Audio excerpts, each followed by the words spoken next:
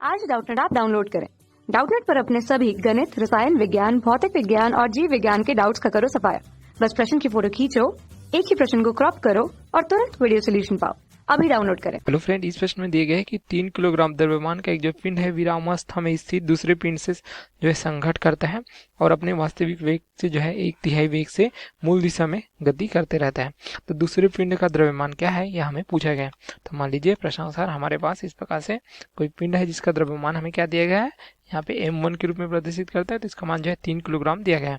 अब यहाँ पे जो दिया गया प्रश्नानुसार देख सकते हैं यह जो है स्थिर अवस्था में रखे हुए पिंड से टकराता है। ठीक है, इस प्रकार से ठीक है टकराता है। तो मान लीजिए इसका द्रव्यमान हम जो m2 से प्रदर्शित करते हैं तो इसका मान हमें इस प्रश्न में ज्ञात करना है। यहाँ पे टकराने के पश्चात क्या होता है, यह जो है एक वेग से जो है गतिशील हो जाता है इस प्रकार से। ठीक है, जिसको हम इस प्रकार से प्रदर्शित करते हैं v से। तो पहले जो वेग दिया गया था मान लीजिए हम जो है इसे v1 से प्रदर्शित करते हैं तो v बराबर क्या प्राप्त हो जाएगा, हमें इस प्रकार से दिए गए देख सकते हैं 1/3 अर्थात 1/3 v1 के बराबर प्राप्त हो जाता है।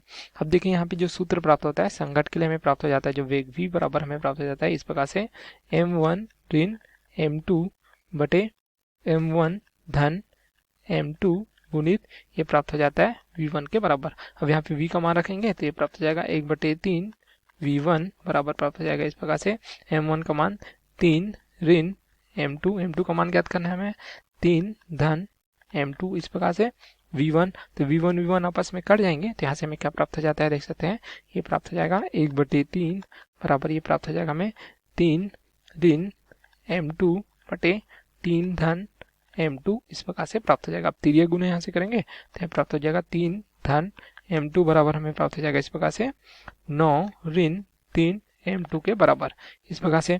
तो यहाँ हम इसे क्या लिख सकते हैं 3 m2 धन m2 बराबर प्राप्त हो जाएगा 9 ऋण 3 इस प्रकार से। तो 4 m2 बराबर हमें प्राप्त हो जाएगा इस प्रकार से 6। तो m2 अर्थात जो है दूसरे पिंड का यहाँ पे हमें द्रव्यमान प्राप्त हो जाता है 6/4 या हम लिख सकते हैं 1.5 किलोग्राम के रूप में। तो ये हमें इस प्रश्न में पूछा गया था दूसरे पिंड का द्रव्यमान क्या प्राप्त होगा जो स्थिर अवस्था में है, ठीक है, उसके साथ संघट करता है। तो इसका मान हमें 1.5 किलोग्राम प्राप्त हो जाता है। तो ये हमारे प्रश्न का उत्तर है। Okay, thank you. कक्षा 6 से 12वीं से लेकर नीट, IIT, JEE वो एडवांस के लेवल तक 1 करोड़ से ज्यादा छात्रों का भरोसा। आज ही डाउनलोड करें डाउटनेट ऐप या व्हाट्सएप करें अपने सारे डाउट्स 8400 400 400 पर।